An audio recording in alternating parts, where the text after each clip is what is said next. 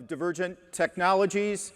We are a California-based advanced manufacturing company. Our primary mission is to use a set of fully digital tools to deliver to the warfighter the tools they need as quickly as possible. You can talk about AI, you can talk about data, you can talk about adaptation to the battlefield. Unless you have hardware that adapts as quickly as software, you don't really have an effective deterrent at all. So, let me see here. There's going to be a video that gets shown. What we do is have a fully digital design and manufacturing platform that generates a structure, prints that structure, and assembles it, all digitally. And this video will show you actually how this system here was generated as a design within a few days. And that design was then printed within a day in a single printer and assembled within about 4 or 5 minutes. That can then be taken to scale. A single printer that we have designed and that we manufacture in-house could do 400 to 500 of these annually. So that means, obviously, using potato math, 10 printers could print 4,000 to 5,000 of a system this size. The point of this system, though, is not to print a specific system. It's that it is a design-agnostic system. For any type of air, land, sea, or space structure, given a set of requirements, it generates a fully engineered structure, and then the same machine that prints a Ferrari suspension system or a Saab micro torpedo will print this system, and the assembly system will assemble any one of those vehicles. This is a full digital system. So, what does that mean?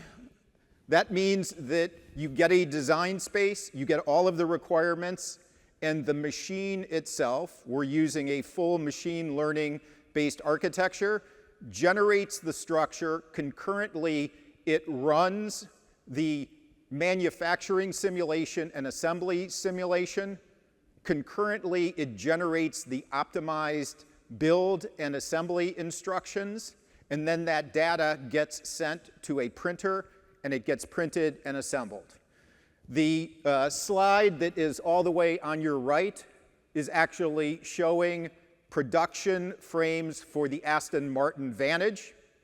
This is TRL-9. In the auto industry, when this was deployed 2 years ago, people did not think on any technology development roadmap that within 20 years you would be deploying AI-generated, 3D printed, automatically assembled structures in a passenger vehicle. That has happened. This is TRL-9 commercialized with Aston Martin, Bugatti, an Italian company, McLaren, Mercedes, and another German company. The two companies that I haven't named will be named within the next 6 months as we go into production. So what is this system for? This system is a modular, design-agnostic system for basically generating, printing, and assembling almost any complex structure far faster, far better performing, and at far lower cost than any manufacturing process heretofore. Our focus is on delivering that to the benefit of the warfighter, and at this point, we are now a supplier to most of the major US primes. This is an example of what I was talking about in terms of doing something faster, better and lower cost. These are numbers that General Atomics published in January of 2023, announcing their partnership with Divergent. They had asked us to re-engineer using our system a small unmanned aerial system, a couple meter long fuselage. As you see from these numbers, which are General Atomics numbers, we reduced the number of parts from 183 to 4 parts. We, by integration of fuel tank and that part reduction, reduced the mass, the weight, by over 5%. And then obviously production cycle time, it says 10x. It's actually better than that. Variable cost, development cost, these are all magnitude reductions. And once again, those are the General Atomic numbers. This is an example of what we recently did. We were brought into one of the replicator programs. We had a kickoff in April of this year, which was basically T0. We went from engineering to delivery of hardware to flight test 2 weeks ago in Southwest Texas. Successful flight test, kickoff of a modular cruise missile system with successful flight test in that period of time.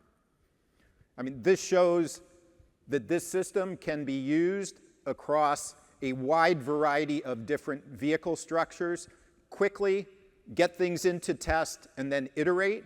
And if we wanted to go into immediate volume manufacture, all of this was done using production processes and production equipment. You could immediately go into volume production.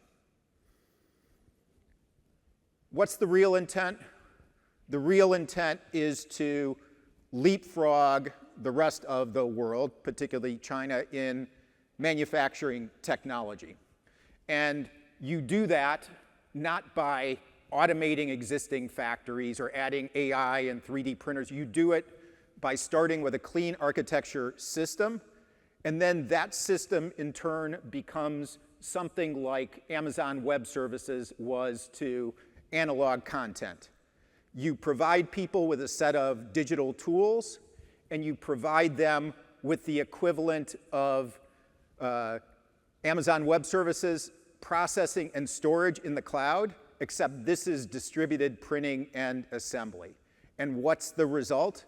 The result is a massive increase in innovation across the different subsystem providers, like propulsion systems, avionics, sensors, seekers, and you create an ecosystem that becomes rapidly adaptable with many, many, many developers of new technology. And that's basically our purpose, which is to all out go to take this system, which is called the Divergent Adaptive Production System, and make it one of the cornerstones of America's defense industrial base and commercial base.